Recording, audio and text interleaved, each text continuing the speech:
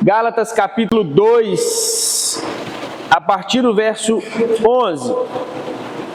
Gálatas capítulo 2, a partir do verso 11. Essa carta ela foi escrita no ano 48 ao ano 50 pelo apóstolo Paulo. Do Novo Testamento, esse é o primeiro registro que foi escrito, essa carta que Paulo escreveu ao povo da Galácia. É interessante que antes dos evangelhos serem escritos, Paulo ele já tinha escrito Gálatas, já tinha alguns relatos de outros manuscritos que não entraram no cânon bíblico. Então Paulo ele já enviava cartas e orientações. Agora, eu sempre explico o contexto da carta, o porquê que ela foi escrita, como que ela foi escrita, por quem. Porque quando a gente entende o contexto, a gente entende muito melhor o porquê que Paulo escreveu. Então, por exemplo, ele escreve essa carta ao povo da Galácia, porque são 4 igrejas que compõem essa região da Galácia. Paulo escreve para eles porque chegaram os judeus, os falsos irmãos, como ele mesmo diz, no meio do povo e começou a trazer o povo para dentro da religiosidade judaica. E aí Paulo, ele envia essa carta com os 2 pés, chutando a porta e exortando essa galera. E Paulo, ele está um pouquinho irado nessa carta, que ele nem mesmo tece elogios no início. Logo ele já começa uma exortação, porque há algo muito grave acontecendo. Esse povo, eles abandonaram o evangelho para viver um falso evangelho. Antes estivessem desviados, mas não, eles estão vivendo um falso evangelho. Por que um falso evangelho é tão ruim assim? Pensa comigo, é melhor ter igreja ou ter boteco? É melhor ter igreja espalhada pelo Vale do Aço todo. Não, é melhor ter boteco. Por que é melhor ter boteco? Porque quem está lá dentro do boteco tem ciência que ele está errado. Quem está lá dentro do boteco, ele não está sendo enganado por uma falsa religião. Ele está lá e quer se entregar para os seus prazeres carnais. Agora, quem está dentro da igreja, vivendo uma falsa religião, tem uma falsa impressão que está tudo bem, que está tudo certo. Então, Paulo, ele exorta aqui, porque esse povo, eles saíram para viver um falso evangelho. Então, o contexto da carta é esse, onde ele está exortando o povo para que eles possam voltar e se arrepender.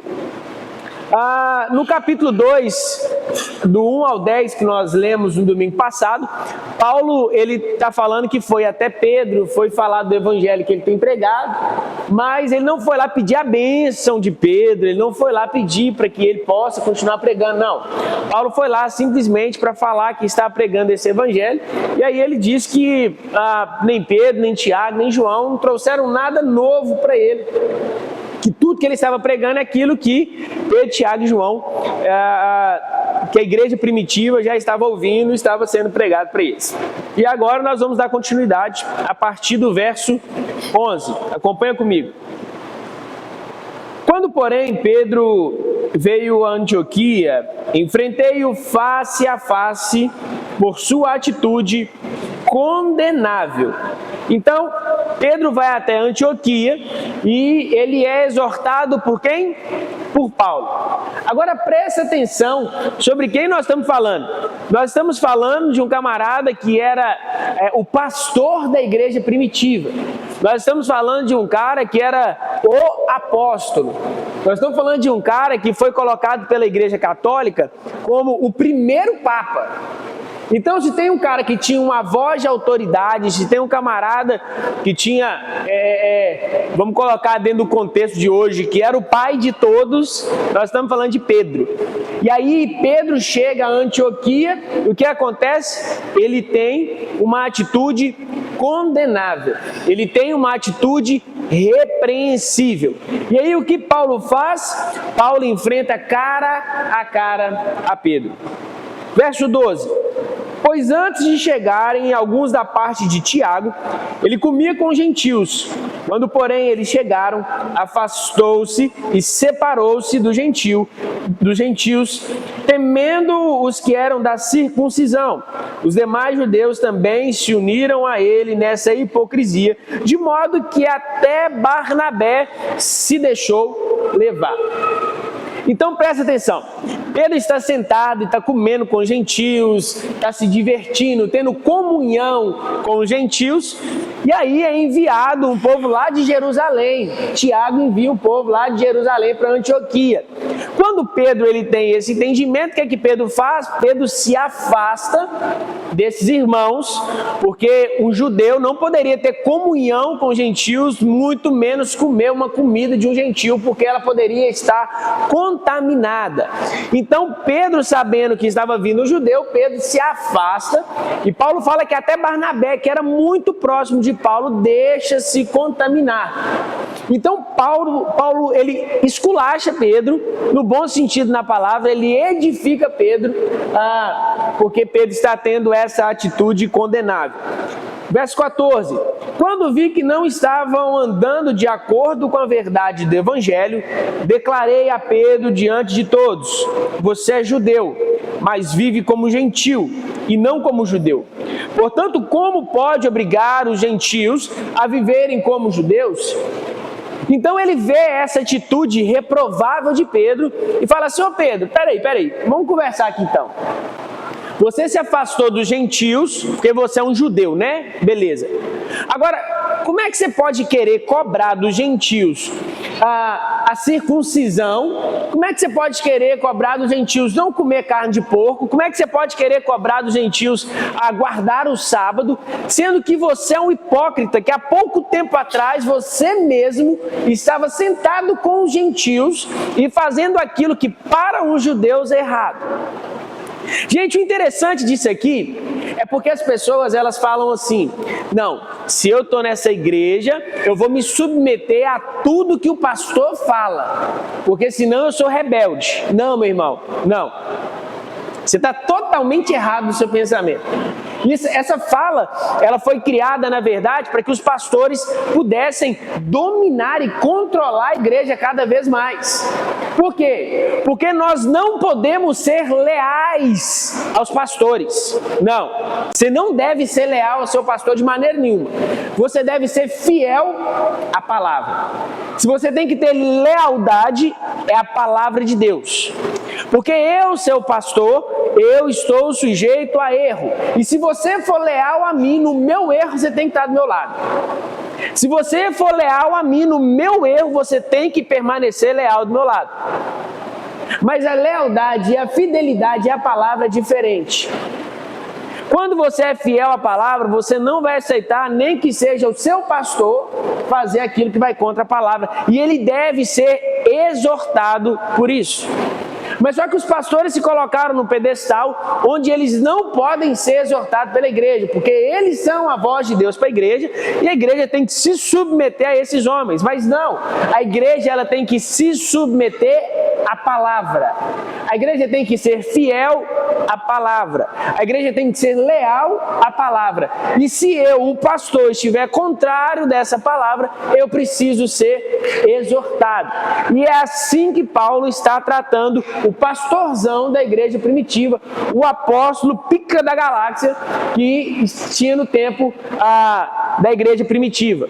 E aí Paulo vira para ele e fala assim: ô seu hipócrita, deixa eu te falar, há pouco tempo atrás você estava sentado na mesa comendo com os caras, agora que vieram os judeus de Jerusalém, você quer se afastar e pagar de que você é um judeu que cumpre a lei bonitinho? Você é um hipócrita, pode parar com isso. Então, meus irmãos, essa lealdade ao pastor, essa entrega ao pastor, que se você for contra o pastor, você é um rebelde, isso foi criado pelo homem, para que ele pudesse controlar a igreja cada vez mais.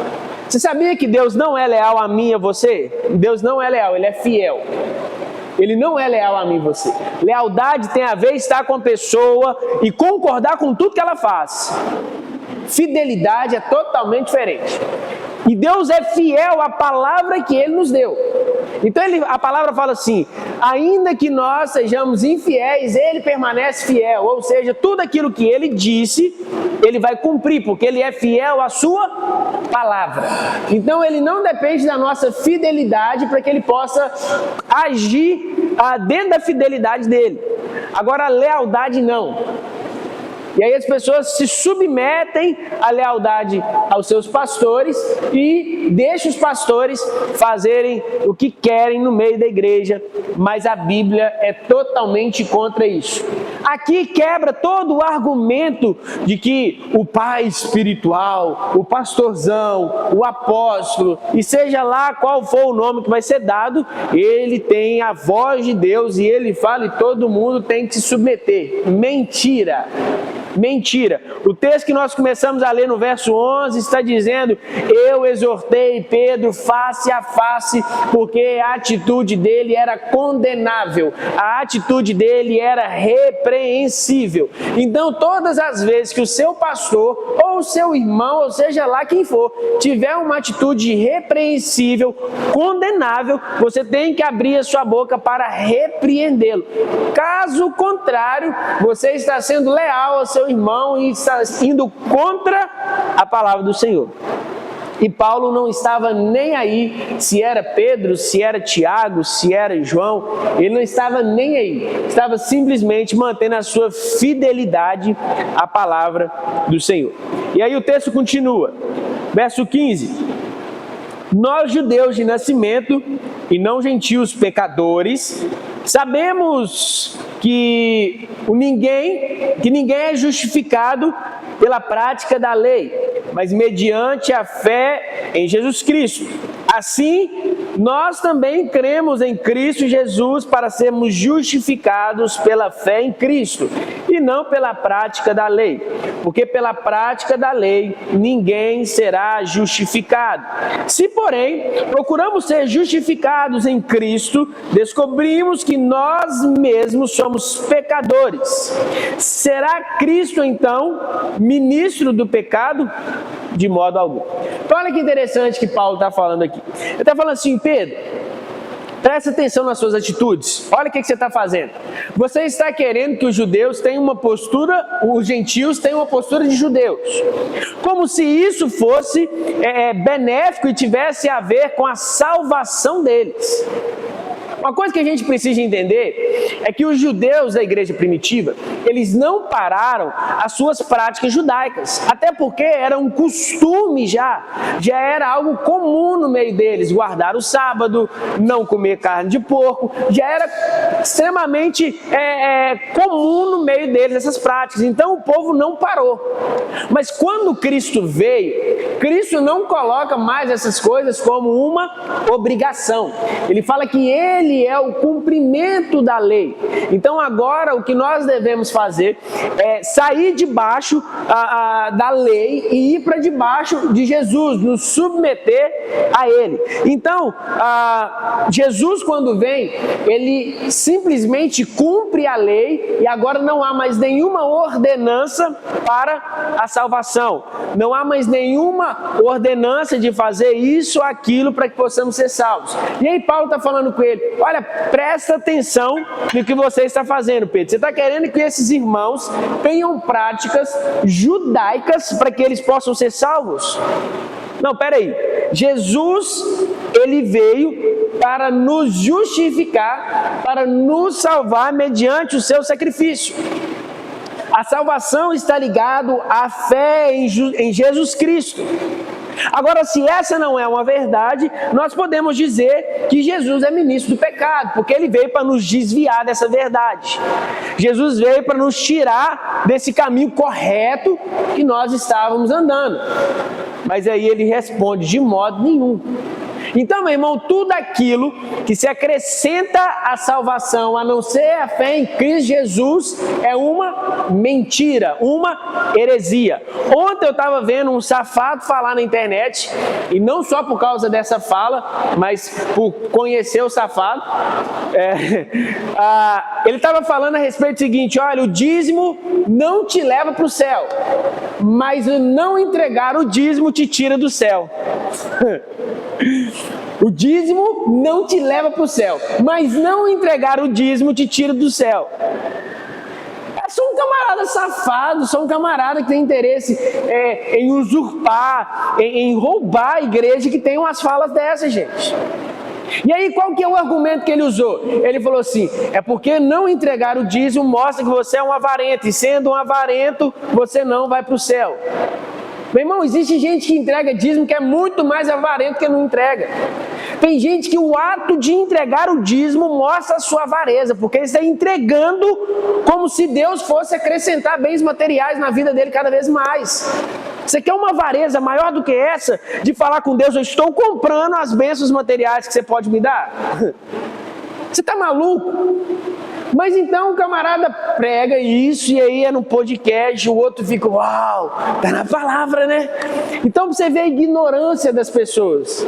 Não, o dízimo não te leva para o céu não, mas se você não entregar, você vai para o inferno. Então o sacrifício de Jesus, ele foi até aqui. Se você não dizimar, o sacrifício não está completo. Então é o sacrifício mais 10%. Vou aproveitar e vou colocar também a primícia para o pastor, né? Que aí a igreja recebe, eu também, fica tudo lindo. Então, é o sacrifício mais 10%. Se você não der os 10%, o sacrifício é inútil. Não, isso é uma mentalidade de lobo. É uma mentalidade de quem quer usurpar da igreja. E tem um monte de bobo que vai nessas linhas de pensamento por falta de quê? Conhecer a palavra. Por falta de quê? De entender que nós, a igreja, vocês que não são pastores, vocês podem e devem exortar os pastores. Vocês devem questionar os pastores aquilo que está contra a palavra de Deus.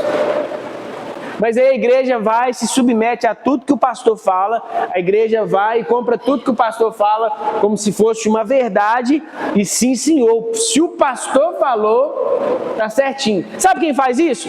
Os católicos. O Papa, ele está acima da palavra de Deus, e se o Papa falar algo contra a palavra de Deus como fundamento, o que vale não é a palavra de Deus, o que vale é que o Papa disser. Então houve um escândalo há pouco tempo atrás do Papa em aprovar ou não os casamentos homoafetivos. Gente, a Bíblia condena homem casar com homem, mulher casar com mulher, não interessa o que o Papa vai dizer. Mas se o Papa disser que pode, não interessa o que a Bíblia fala. Nossa, tá vendo como é que os católicos são? Aí o pastor chega e fala: se você não entregar o dízimo, você vai para o inferno, que você é avarento. Tá vendo? Tem que entregar o dízimo, porque senão nós vamos para o inferno. Aí você está falando assim: o sacrifício de Jesus, ele não é 100%. O sacrifício de Jesus, ele é 90%, porque falta 10% para a gente entregar. Então a mesma ignorância que os católicos têm em se submeter a tudo que o Papa fala, os cristãos têm em se submeter a tudo que os pastores falam. Porque foi instaurado no meio da igreja, na cabeça da igreja, que o pastor, ele é a autoridade que não pode ser questionada. Ele é inquestionável e tudo que ele faz tem que se submeter, porque se você não se submeter, você é um rebelde. Então Paulo é um rebelde, porque ele está lidando nada mais, nada menos que com o pastor da igreja primitiva, do que o camarada a quem o Senhor confiou pastorear a primeira igreja na face da terra. Paulo está falando: seu hipócrita, pelo fato de você ser repreensível, ter atitude condenável, estou te exortando. Estou te exortando cara a cara. Não vou mandar uma carta, não vou falar nas suas costas, é na sua cara. E essa tem que ser a postura da igreja. Se eu errar e falhar e ir contra a palavra do Senhor, a sua postura não é virar para o irmão: você viu, pastor? Não. É chegar na minha cara e falar: você está errado, a palavra diz isso, isso, isso, isso, e a sua atitude está repreensível, e por isso que estou te repreendendo. E se eu não me sujeitar à sua repreensão, mete o pé da igreja. Porque nesse lugar tem um lobo pastoreando. Como eu disse, não é lealdade, é fidelidade à palavra. Se o pastor não é fiel ao que a palavra diz, Não se submeta a isso. Não, mas é um cara bom, é só essas coisinhas que ele tem. Ótimo, eu vou pegar um copo desse, água limpinha, geladinha, que o irmão Iago pegou para mim, e eu vou ali, a privada está limpinha, eu vou pegar uma gotinha e vou pingar aqui. A privada está limpa, sem xixi, sem cocô, sem nada, está limpinha. Vou pegar uma gotinha e pingar aqui. Quem tem coragem de beber? Só uma gotinha, a privada limpa. Depois da limpeza, então, depois que eles lavar tudo, quem tem coragem? Água da Copasa, gente, a mesma da torneira. Alguém tem coragem? Não. Então como é que a gente pega o evangelho e fala assim, ah, tá bom, o cara é bom e tal, só tem essa gotinha de privada aqui no meio, e aí eu vou beber água. Tá bom. Se não for para viver um evangelho respaldado, fundamentado no que a palavra diz, você está bebendo água com fezes, você está bebendo água com urina. Não existe meio evangelho. Não existe mais ou menos. Essa carta ela foi escrita dentro de um contexto que o povo não abandonou Jesus. Eles acrescentaram o judaísmo a Jesus. Então é Jesus mais as práticas judaicas. E aí sabe o que a gente faz nos dias de hoje? Sabe o que os protestantes fazem no dia de hoje? Carregam a arca da aliança no meio do templo. Ficam colocando símbolos judaicos no meio da igreja. É a mesma coisa de pegar essa carta aqui e rasgar ela. Eu vou lá para Israel para me ser batizado no Rio Jordão. Gente, não tem problema. Se não for por algo, você não achar que é super espiritual, isso não, eu quero entrar no Rio Jordão, legal. Mas vai para lá e volta com práticas judaicas. É a mesma coisa de pegar essa carta aqui e jogar fora. Só que nós precisamos entender que essa carta, ela foi inspirada por Deus. Tudo que está escrito é Deus escrevendo para o fundamento da igreja, para ser o piso que a igreja vai andar em cima. Então, quando eu tenho práticas judaicas, utilizo utensílios judaicos como se fosse algo extremamente espiritual, santo, sagrado, separado, eu estou pegando essa carta de Paulo e estou rasgando. Eu estou pegando a palavra de Deus e estou rasgando. Então, tem algum problema tocar shofar na igreja? Eu não gosto não, mas tem problema não. Tem algum problema usar aquele pano que os rabinos usavam, um quepá? Chega a ter problema visual, porque você vai olhar aí, você vai olhar e falar assim, não, isso aí é prática judaica. Mas se o coração do camarada não tiver nessas práticas judaicas, não tem problema não. É uma ignorância, é uma criancice, uma infantilidade, mas... Agora, utiliza-se tais coisas como se isso fosse... Uau, agora ele é o espiritual. E aí quando você vai ver esses charlatões, esses safados aí na internet, os camaradas tá com quepazinho, tá com pano de Israel enrolado, tá vendendo a água do Mar Morto, sei lá o que, de sal, e começa esses utensílios judaicos como se isso fosse extremamente espiritual, como se isso fosse sagrado. É virar para Paulo e falar assim, você não foi inspirado por Deus para escrever essa carta. Porque Paulo está exortando nada mais, nada menos do que o pastor da igreja primitiva, está exortando Pedro. E falando, ei, peraí, você mesmo não está tendo essas práticas judaicas, você estava comendo com os gentios.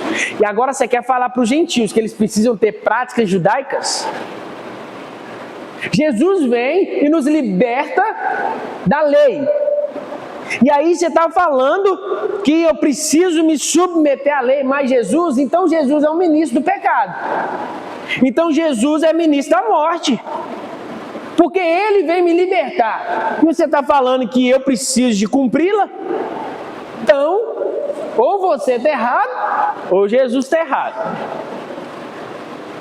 Então, meus irmãos, segundo o que Paulo está fazendo com Pedro aqui, Não existe essa tal autoridade espiritual que nós devemos submeter a tudo que ele fala, independente se está na escritura ou não. Precisamos nos submeter porque é uma autoridade espiritual. E ai daquele que tocar no ungido do Senhor, até utiliza a Bíblia para isso. Não, meu irmão, nós somos um corpo. E um corpo, ele sempre vai denunciar quando tem um membro deficiente. Então, por exemplo, se você tiver alguma infecção, o seu corpo vai ficar febril. Vai ou não vai? Então, todo o corpo está denunciando, tem algo de errado no seu estômago, no seu intestino, seja lá onde for, tem algo de errado aí. Eu joguei bola sexta e joguei bola quinta e joguei bola sexta. Aí ontem o meu joelho estava doendo. A minha perna não está respondendo da forma que ela responde 100%. Por quê? Porque o meu joelho está enfermo. Então o próprio corpo denuncia. Existe um membro no nosso meio que está enfermo. Mas aí, o corpo de Cristo, está virando e falando assim, esse membro aqui, ele é o super saiyajin, e nós precisamos nos submeter a ele, porque é ele que tem a revelação de Deus. Mas peraí, o corpo está sangrando, o corpo está sendo prejudicado, o corpo está sendo ferido, os membros estão sendo cortados. Não, mas esse aqui é o super saiyajin. Então nós vamos submeter à palavra dele. Não, meu irmão. A palavra que nós temos que nos submeter é a Bíblia. A palavra que nós temos que submeter é o que está escrito. É um texto dentro de um contexto. Porque nós podemos também tirar do contexto dela, como o texto que eu disse sobre ai daquele que tocar no ungido do Senhor, tirar fora do contexto e trazer uma explicação totalmente distorcida. Então não, é o texto dentro do contexto que eu preciso me submeter a ele. Então se eu, seu pastor, não estou sendo fiel à palavra, a sua função é me exortar. E se eu não me arrepender e me converter do meu mau caminho, é para você sair desse lugar. Porque a sua fidelidade, a sua lealdade tem que ser com a palavra de Deus e não a mim. O fundamento que nós andamos não é o fundamento que eu trago, mas é Cristo. Ele é a rocha. Ele é a pedra angular. E todos os fundamentos que nós precisamos está escrito na palavra de Deus. Então não é o que eu digo que é fundamento, é o que a Bíblia diz que é fundamento. Eu só sou o mensageiro. Quem aqui compra na Shopee, no Mercado Livre? Aí o camarada vai lá entregar na sua casa, bate a campainha. A coisa que você comprou, maravilhosa, rica, um trem caro, imagina. Aí o cara bate, aí ele chega lá com a caixinha para te entregar. Aí sabe o que você vai fazer? Você vai pegar a caixa, jogar pro alto e abraçar o cara da Shopee. Cara, que maravilha, que bom que você chegou, entra, vamos tomar um café. É assim que você faz? É? Não. Assim, você não vai destratar o camarada da Shopee, mas você não quer nem saber o nome dele. Você só quer pegar a sua mercadoria e ter o prazer em abrir e desfrutar dela. Então por que a gente olha para os pastores, para os mensageiros e quer abraçar os pastores e jogar fora a mensagem? O que importa não sou eu, o que importa é a mensagem que eu estou carregando. O que importa não é esse camarada aqui, o que importa é o fundamento que eu estou passando. Lembrando que eu estou falando daquilo que é precioso, não é que a minha vida pode ser totalmente desregulada e eu posso chegar e passar a mensagem, não é isso, mas estou falando que o que é rico em mim é a palavra de Deus, o que é rico em mim é o Espírito Santo, então não sou eu. Então você não deve se submeter aos meus ensinamentos se ele não for bíblico. Porque o que tem de fundamento em mim, o que tem de bom em mim é a palavra de Deus que está jorrando como rios de água viva de dentro de mim.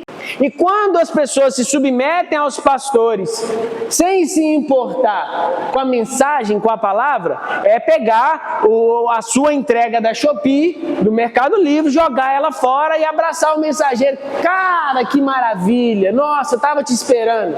Não faz sentido algum. Então essa submissão às autoridades, entre aspas, a submissão aos pastores, aos apóstolos, elas estão a um limite, e esse limite é enquanto ele for fiel ao que a palavra diz. passou da fidelidade da palavra, ele tem que ser exortado, porque as suas atitudes estão repreensíveis, e se ele não se converter, é para a gente fazer o quê? Meter o pé. Porque o fundamento inerrante, o fundamento fiel, verdadeiro, é a palavra de Deus, e não é aquilo que eu trago dentro do meu achismo. Para a gente ir encaminhando para o fim, verso 18.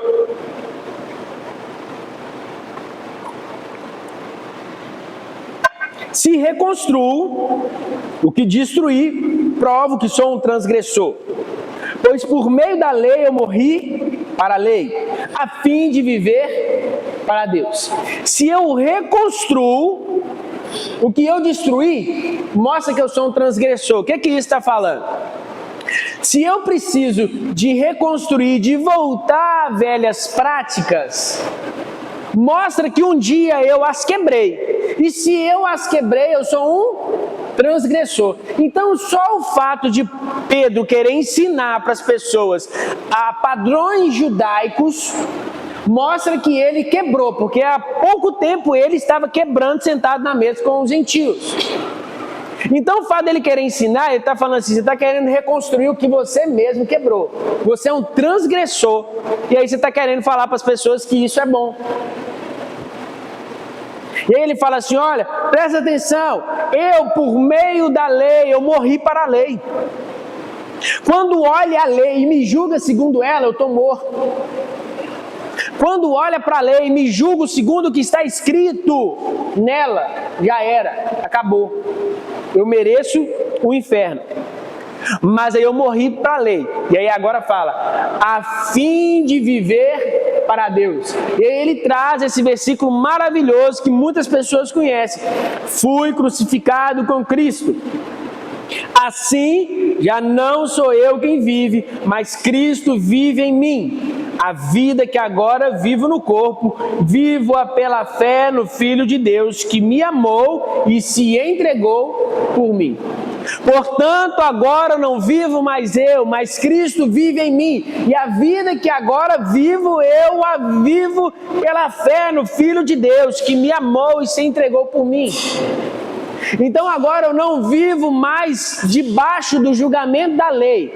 Eu não vivo mais debaixo do julgamento do pecado. Agora eu vivo debaixo da poderosa mão do Senhor. Eu não vivo mais as minhas vontades, mas Cristo vive em mim. E a vida que agora vivo, eu vivo pela fé no Filho de Deus, em Cristo Jesus. Então eu vivo debaixo da liberdade que Ele me deu. Eu vivo debaixo do fundamento que Ele me entregou. E eu não vou me sujeitar a nenhum outro fundamento que não seja o que Cristo trouxe. Eu não vou me sujeitar a nenhuma revelação que o anjo possa ter trazido para o pastor. Eu não vou me sujeitar a nenhum ensinamento extra Bíblia. Então nós pegamos, por exemplo, a seita adventista. Pastor, todo mundo dos adventistas vão para o inferno? Não, de maneira nenhuma. A salvação não está em uma religião, está na fé em Cristo Jesus e ponto. Então sim, católicos podem ser salvos, adventistas podem ser salvos, mas isso não faz com que a gente tenha que acreditar na religião deles. Os adventistas, por exemplo, eles acreditam numa revelação que uma mulher teve extra-bíblia. Então, além de utilizar a Bíblia, eles utilizam o livro da Ellen White, que é essa mulher que teve a revelação. Se você for pegar os muçulmanos, eles tiveram uma revelação do anjo que trouxe para eles fundarem essa religião. Então, tudo veio de uma revelação extra-bíblia. Mas o único fundamento angular, o único fundamento principal, o único fundamento inquestionável, irrepreensível, inerrante é a palavra de Deus. Então não interessa o que o anjo falou para mim, não interessa o que o anjo falou para fulano de tal. Paulo ele vai dizer que seja um anátema se o anjo pregar diferente daquilo que foi ensinado. Isso está lá no capítulo 1. Então, mesmo que um anjo aparecer e pregar diferente daquilo que foi ensinado, que ele seja amaldiçoado. Ou seja, só há um fundamento. E esse fundamento é a palavra de Deus, inerrante, inquestionável. Então não existe a Bíblia mais alguma coisa. É só a Bíblia e ponto. Então, ele fala, olha, eu não vivo mais eu, mas agora Cristo vive em mim. A minha vida ela é respaldada pelo que Cristo viveu. As minhas atitudes são respaldadas pelo que Cristo viveu. E não pelo achismo, não pelo judaísmo, não pela a sua mente que recebeu uma revelação XYZ. O fundamento é Jesus, o que ele escreveu e ponto. Não anulo a graça de Deus, pois se a justiça vem pela lei, Cristo morreu inutilmente. Então, como que eu posso anular a graça? Como que eu posso anular o sacrifício de Jesus na cruz? Quando eu olho para a Bíblia e acrescento mais alguma coisa, é a Bíblia mais isso. É a graça de Deus lá na cruz mais meus 10%. É a graça de Deus lá na cruz mais esse padrão de vida aqui. É a graça de Deus lá na cruz mais... Pastor, então você está falando que não precisa ter uma vida santa, você está falando que não precisa ter uma vida reta, não precisa entregar o dízimo, não precisa cumprir nada daquilo que eu aprendi que tem que cumprir? Por obrigação? Não. Por obrigação, não. Agora, por gratidão sim. Por gratidão é um dever. Por gratidão é uma postura que você tem, que é a sua verdade e não uma ordenança. Aquilo que você faz como uma ordenança, você está se submetendo àquilo que a sua mente acha que é certo. Ou seja, entregar o dízimo porque é uma ordenança e se eu não entregar vai acontecer consequências, você criou uma lei para você e você está sujeito a ela. Agora, entregar o dízimo por ser grato por tudo que o Senhor tem feito na sua vida, isso é quem você é. Então, por exemplo, eu não gosto de andar de cinto de segurança no carro, mas existe uma lei que fala que tem que andar de cinto de segurança. Tem pessoas que naturalmente entram no carro e colocam o cinto e para elas está tudo bem. Para mim parece que está me enforcando, vai me matar.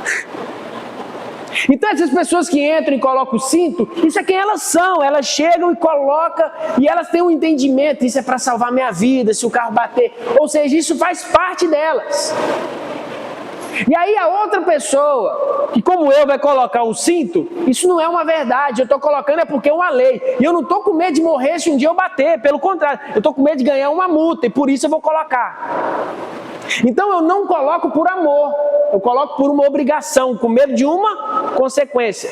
E se eu estou com medo de uma consequência, eu saí da graça e estou colocando mérito naquilo que eu faço.